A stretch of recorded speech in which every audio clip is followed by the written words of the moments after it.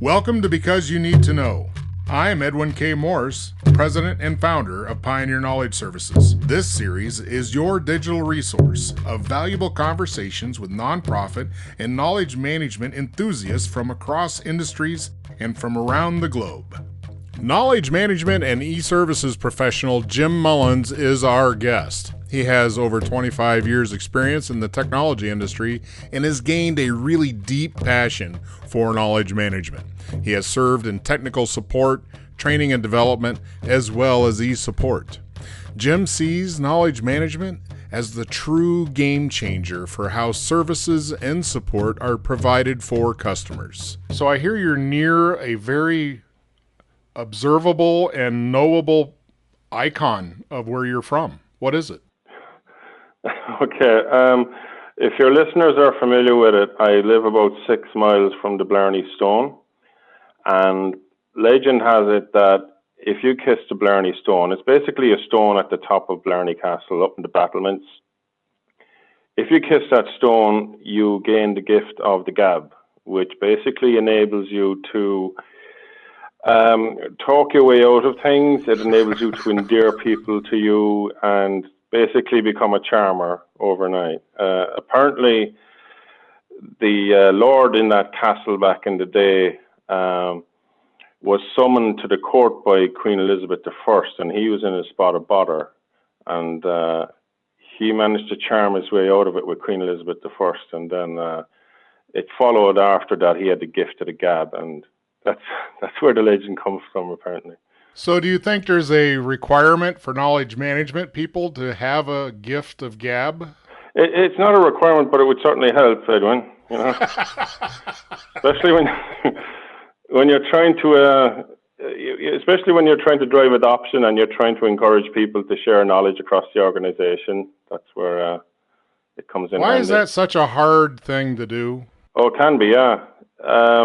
You know, you'll often hear people say that knowledge is power. And people sometimes believe that if they're retaining power, that, you know, if they're retaining knowledge, they're retaining the power within the organization. However, that mindset is changing, and what we're seeing across the globe now is people who share their knowledge more readily are the people who are seen as the most valuable people in the organization. You know? Because they're more authentic, or they're more transparent? No, it's just that their knowledge has been leveraged in a one-to-many context as opposed to one-to-one. Now, I come from a technical support background, but I think it applies to, you know, NGOs as well, that the people who are most valuable are the people who can put their knowledge to work in a one-to-many situation versus one-to-one. Right. One-to-many is definitely a way to go, but does it seem to be a hiring practice issue of getting that kind of personality involved? It certainly helps to set the expectation. What I do is, if I'm hiring people, I outline at the start that there is an expectation that you will be sharing your knowledge with others. Mm-hmm. It is expected of you that not only will you, obviously you'll gain knowledge and experience through interactions with our clients and customers, but there's an obligation on everybody to share that knowledge, not just with ourselves internally, but to share that with our customers and our partners as well, so that we can enable them to be more successful also. Right, because ultimately that strengthens the bond of trust. Exactly. Not only does it enhance that trust relationship with your customers, but it also reduces customer effort.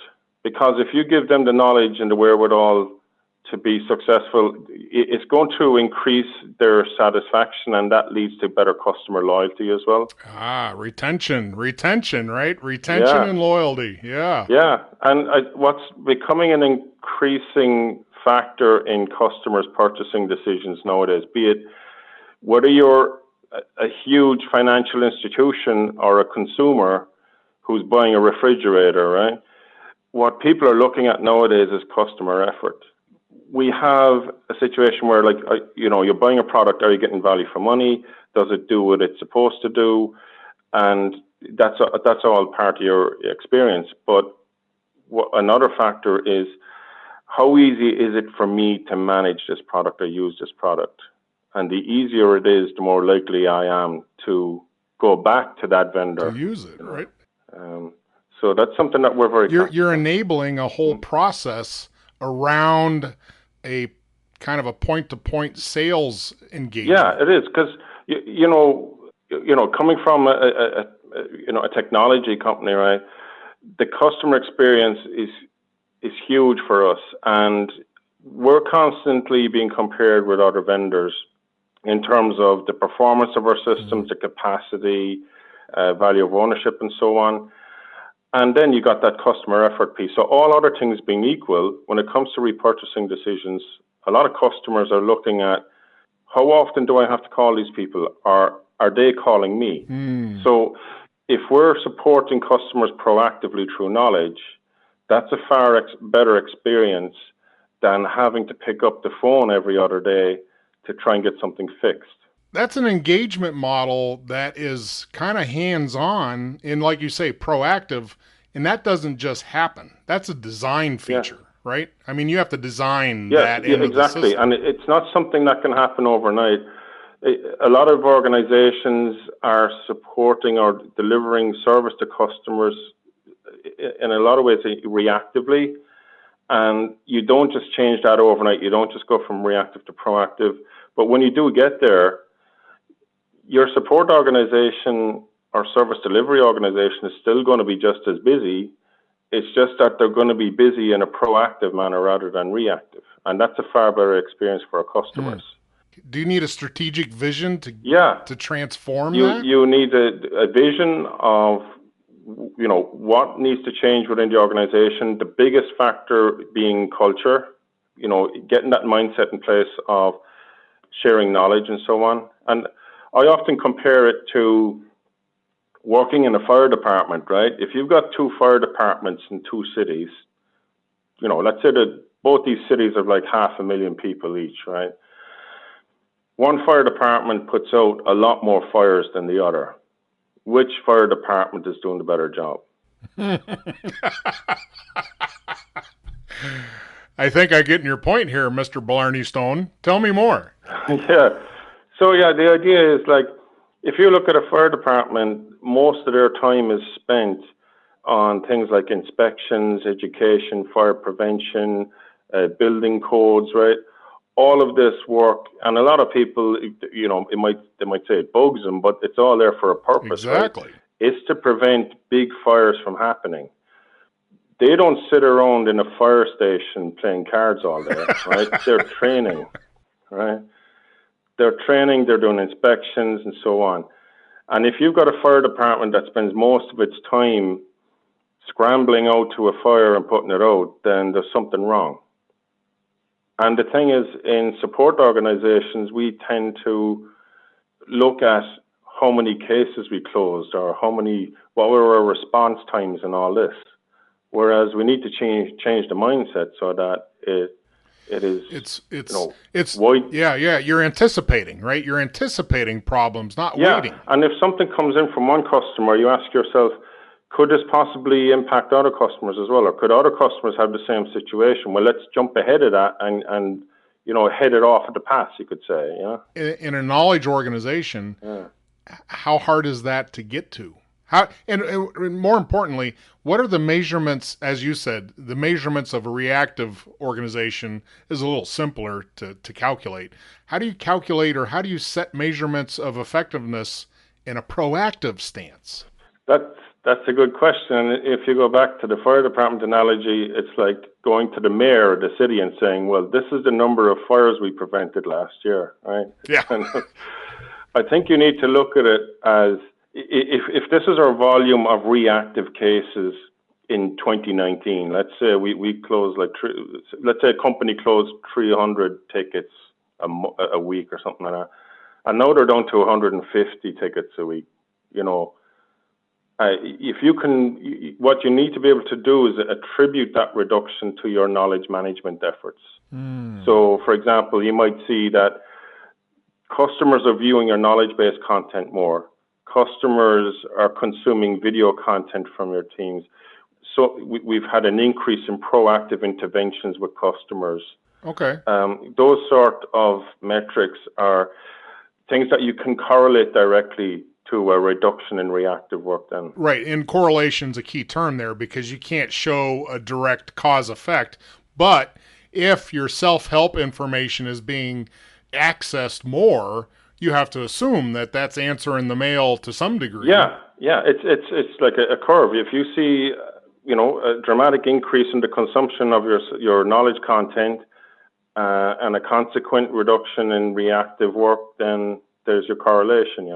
Does every CEO or chief operations officer get that? A lot of people do, and a lot of them are very passionate about this. And they're looking at it not just from a business efficiencies perspective, but they're looking at it increasingly from the perspective of the customer experience. Mm-hmm. Anytime I meet customers, I always ask them, "Do you mind me asking what your impressions are of our support capabilities and your support experience?" And this one customer said to me, "I'm not in a position to do that." And I said, "Well, okay, that's fair enough." He says, "No, I'm not being evasive." He said, "I never have to call you people." So, that's a ringing endorsement, isn't it? Yeah, he said, "I've got your stuff in my data center. What else do I need? I use your products and services. I never have to call you people. You call me. I see you dial into my, you do proactive interventions and so on. Mm-hmm. I don't have to call you, and that's the way I want to keep it. Well, and that's, like I said, that's a great endorsement. That should be a T-shirt. That should be a bumper sticker. That should be, like your mantra for the organization itself. Yeah, I never have to call you guys. Yeah, success. We won.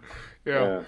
So to wrap things up, can you tell me what your definition of knowledge management is? Well, my definition of knowledge management would be to enable the capture and sharing of the collective knowledge of an organization to the benefit of that organization and the people who rely on it. It's a pretty big space. It covers a lot of ground. It covers technology, culture, behaviors, but it's a really exciting discipline to be working in. I'm really passionate about it. I think, be it in any organization, I think knowledge management has the capacity to shift the needles in the right direction very quickly. Yeah. Well, thank you very much, Jim. It's been a pleasure. Yeah, no problem. Thank you, Edwin. Thank you for having me.